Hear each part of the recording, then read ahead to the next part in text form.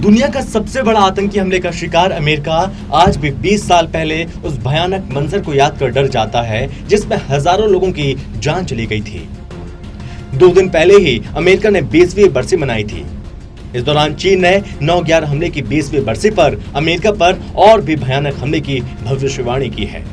चीन ने कहा 11 सितंबर का हमला 19 आतंकियों का किया गया आत्मघाती हमला था, लेकिन ये आतंक का आत्मघाती हमला नहीं था। आतंकवाद दूसरे घातक हमले के लिए ताकत जुटाएगा और समय बताएगा कि चीन को अपना सबसे बड़ा दुश्मन समझना अमेरिका की भूल है या नहीं।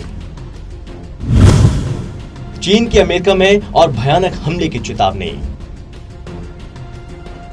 चीन और अमेरिका के बीच रिश्ते इतने बिगड़ चुके हैं कि चीन में उइगर मुस्लिमों पर हो रहे अत्याचारों को लेकर अमेरिका के सहयोगी देशों ने भी चीन पर प्रतिबंध लगा दिए।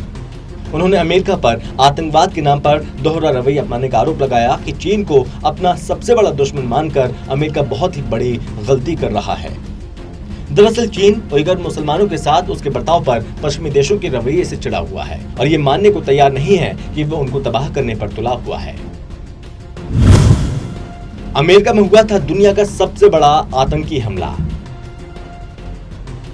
ये ध्यान देने वाली बात है कि चीन और अमेरिका में संबंध इतने खराब हो चुके हैं कि अमेरिका के सहयोगियों ने भी उत्तर पश्चिमी क्षेत्र शिनजियांग में मुस्लिम उइगरों की प्रताड़ना के लिए बीजिंग के खिलाफ पाबंदियां लगा दी हैं। बता दें, अलकायदा के 19 आतंकवादियों ने 11 सितंबर 2001 को 4 हवाई जहाजों को हाईजैक किया था।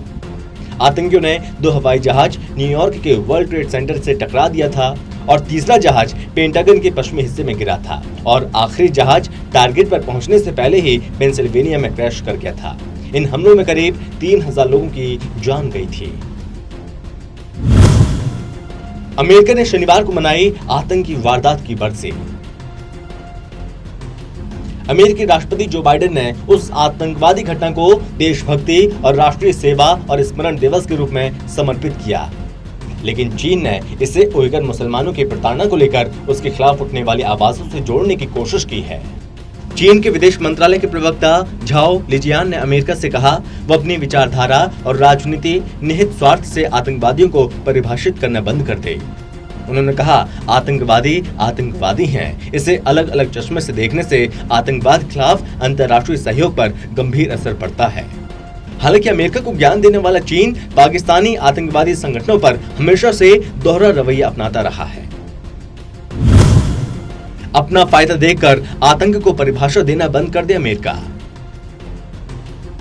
इस बीच 11 सितंबर के हमले की 20वीं बरसी पर चीन के विदेश मंत्रालय के प्रवक्ता झाओ ने कहा अमेरिका को अपनी सोच और राजनीतिक फायदे के आधार पर आतंकियों को परिभाषित करना बंद करना चाहिए। उन्होंने कहा आतंकी सिर्फ आतंकी होते हैं।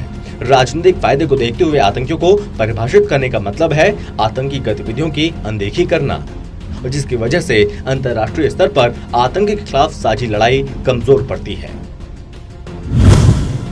मुसलमानों की प्रताड़ना को लेकर घिरता रहा है ड्रैगन। बता दें कि चीन पर उइगर मुसलमानों को प्रताड़ित करने और उनका मानवाधिकार छीनने के आरोप पहले से लगते रहे हैं। अब ऐसी रिपोर्ट आई है कि चीन अपने धार्मिक अल्पसंख्यकों की नस्ली प्रोफाइल के आधार पर एक बड़ा डीएनए डाटाबेस तैयार कर रहा है। इससे पहले अनगिनत रिपोर्ट आ चुकी है कि चीन उइगर मुसलमानों को जबरन बंदी बनाकर शिक्षित करने के नाम पर डिटेंशन सेंटर में डाल रहा है और उनके धार्मिक मामलों में दखल देता है। कम्युनिस्ट पार्टी ऑफ चाइना के कैडर पर उइगर महिलाओं और बच्चों के साथ हर तरह के जुल्म करने की रिपोर्ट आ चुकी है।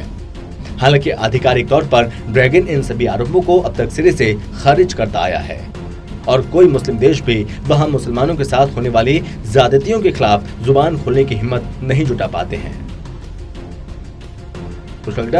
Total TV.